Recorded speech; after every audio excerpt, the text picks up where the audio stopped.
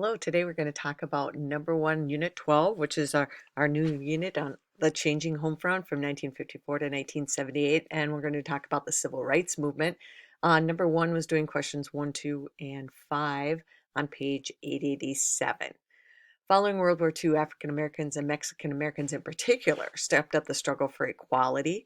The American GI Forum was formed in 1948 to help Mexican American veterans receive medical care and other veterans benefits often denied to them. It was founded by Dr. Hector Garcia.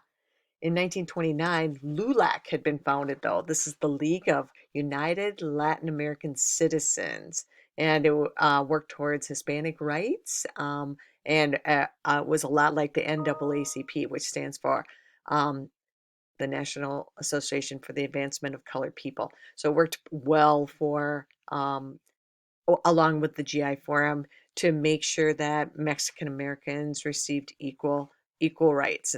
And so anyway, that brings us to the case of uh, Felix Longoria. Yesterday, I showed you a little video clip on Felix Longoria, but he was killed in the Philippines in World War II. And when his body was returned to the United States, the Kennedy Funeral Home in Three Rivers, Texas, wouldn't allow him. It's a town of about 1,800 people. Wouldn't allow a wake to be held in their funeral chapel. And so anyway, his wife was really upset with that because, she's a 25-year-old widow. She's got a 4-year-old daughter. She wants her husband honored and being able to be buried in a cemetery in Three Rivers, Texas that's not segregated.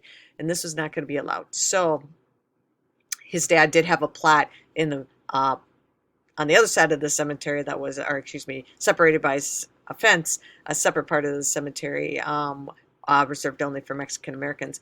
But since there would be no wake held at the funeral chapel, Senator at the time, Lyndon B. Johnson from Texas, got the President of the United States to allow Felix Longoria to be buried at Arlington National Cemetery. So if you get to D.C., you could maybe see his stone if you go to Arlington.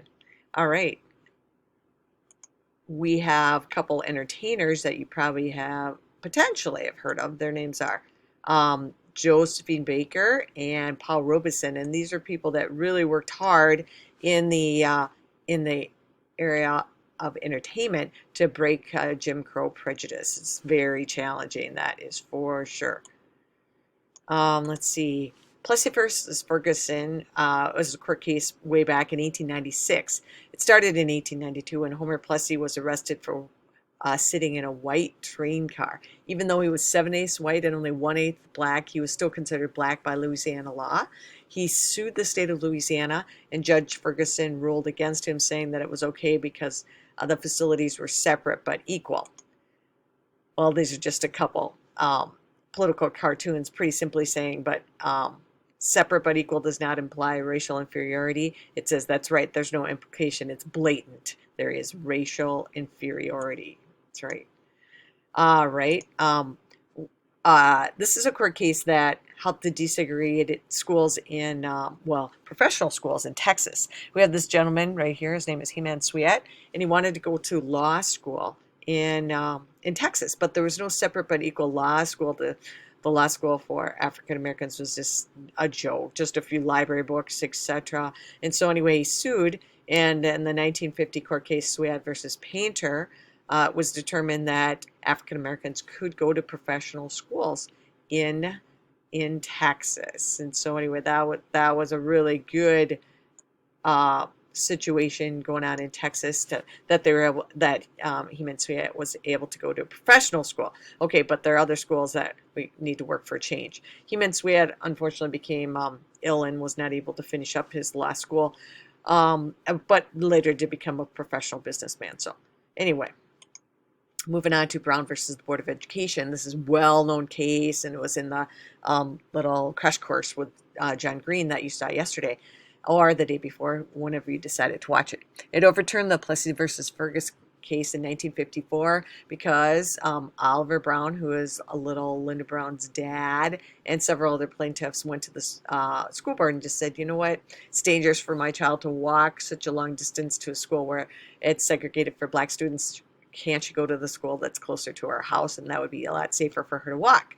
She also had two sisters. Um, the white school refused to let her in, and her dad, Oliver Brown, and then her mother, Leola Brown, which, by the way, Leola Brown is still around, and she's over 100. Linda Brown, unfortunately, passed away from cancer in 2018, so just a couple years ago. Sad stuff. But anyway, her mom's still around, and they sued the school district. George Hayes on the left, Thurgood Marshall, who would later become a member of the U.S. Supreme Court, and James Nabrett were the NAACP lawyers on this case. During the first trial, the Board of Education won because of the precedent of Plessy versus Ferguson way back from 1896. The case started in 92 but ended in 96. The Browns took their case to the Supreme Court, which is an appeals court or appellate court, and the Chief Justice of the Supreme Court, Earl Warren, and the Supreme Court then decided desegregated schools were the thing to have. Earl Warren was the governor of California before this. There's a picture of Earl Warren on this page, and then it'll be 66 years ago this Sunday that the Brown versus the Board of Education case was decided, and desegregation of public schools started to occur in much of the United States. The Little Rock Nine is mentioned in this chapter as well. Arkansas was a state that needed to desegregate their schools in 1957 because, the Brown versus Board of Education in Kansas was for the whole country, and it happened in 54, but by 57 Arkansas had still not desegregated its so one of the first schools to work towards it was Little Rock Central High School in Little Rock, which is the capital of Arkansas. On the first day the 9 black students were supposed to go to class, the governor, Orville Faubus, called in the National Guard to prevent them from getting into the building. A federal judge made the National Guard leave 2 weeks later, and then we have, smooth that up a little bit. So we have the Little Rock Nine. On September 23rd, it was supposed to be the first day of school. A white mob tried to keep the Little Rock Nine away. 1,000 police surrounded the building to escort the 9 students to class. The students were escorted out the side door at noon on the 23rd. All right. So that was challenging. This gal right here, Elizabeth Ackford, she was really violently, verbally abused on her way into school. President Eisenhower sent the 101st Airborne troops to keep the situation calm on September 25th. Eisenhower also took away Governor Orville Faubus's ability to use the National Guard because it wasn't for national safety. And so anyway, President Eisenhower, not necessarily excitedly, but he did help to desegregate Little Rock, Arkansas Central High School. And on the right, we have a picture of Ernest Green, who became the first African-American student to graduate from Little Rock Central High School. He did so in 1958, and he's still around. He's 78 years old now. Rosa Parks, of course, in Crash Course, you probably heard of her, but just to reiterate, on December 1st, 1955, Rosa Parks, a seamstress, refused to give up her seat to a white man in the segregated part of the bus in Montgomery, Alabama. It was quite crowded, and the bus driver told her to get up and move, even though she was sitting in the back of the bus. She said, "No, I refuse to do so," and he said, "I'll have you arrested," and the bus driver, James Blake, and she said, "Well, you may do that," and so she was arrested and put in jail.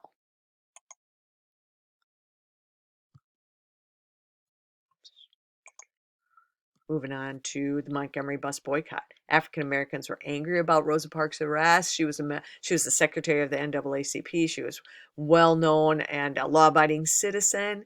They decided to boycott or stop using the buses in Montgomery, Alabama, and they hoped to put the bus companies out of business if necessary.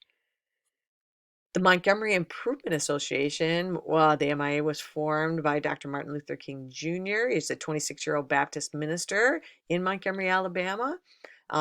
The boycott lasted over a year. Boycotters were harassed. White employees threatened to fire them. Police pulled over black drivers. Martin Luther King Jr.'s house was bombed, but they persevered, walking in the rain or getting, carpooling, etc. Just a little slide with Dr. Martin Luther King Jr. on his birthday. He's born in 1929. He's the son of a Baptist minister, the real name Michael Luther King. He held a PhD in religion, which he got at Boston College. He was inspired by Gandhi, who's on the next slide. Began the Southern Christian Leadership Conference in 1957. Southern Christian Leadership Conference. Well, so ministers and priests, etc., in the South to help to desegregate religious institution, or excuse me, desegregate the South through religious institutions. He was arrested for speeding, and once again, his house was bombed. His protesters used a civil disobedience or nonviolent resistance. They sued the Montgomery bus system, and the Supreme Court said segregation on the buses was unconstitutional in 1956. The Montgomery bus boycott was inspired by Mohandas Gandhi, who is a civil rights or nonviolent resistance leader. Okay, so those are some of the vocab terms. We have the Civil Rights Act of 1957 that was passed and made it a federal crime to prevent qualified persons from voting, and this would be improved on by several amendments in the 1960s. Ralph Ellison was mentioned in the reading. He was a novelist who wrote a book called Invisible Man. I'm working on reading that right now. In 1952, about an African American man's search for his place in a society that is both hostile and indifferent to him. Let's see, Jack Kerouac, he's a beat poet. He questioned suburban conformity. He wrote a novel called On the Road about his search for identity, security, and stability. Question number 5 asked, is it accurate to portray the 1950s as an era of good times for all Americans? Well, all Americans would be kind of strong term in the 1950s. Likely things were better than during the Great Depression, with more people getting electricity, education, and indoor plumbing, definitely. However, there were pockets in the United States, especially in Appalachia would be an example, where, well, 30 to 40 million people still live below the poverty line. So about 1 in 10 people live below the poverty line. So that's hard. There were a lot of rural people without access to adequate housing and education for their kids.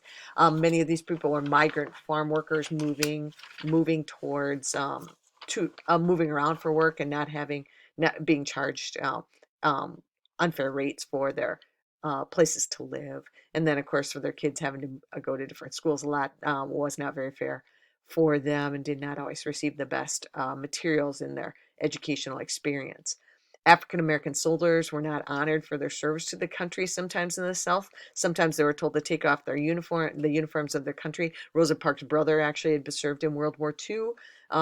Sometimes even these soldiers were lynched. Sad stuff. People had served their countries and now they came home to a closed-minded community and were treated as criminals. Sad stuff. There was segregation of Asian Americans in California, it was mentioned.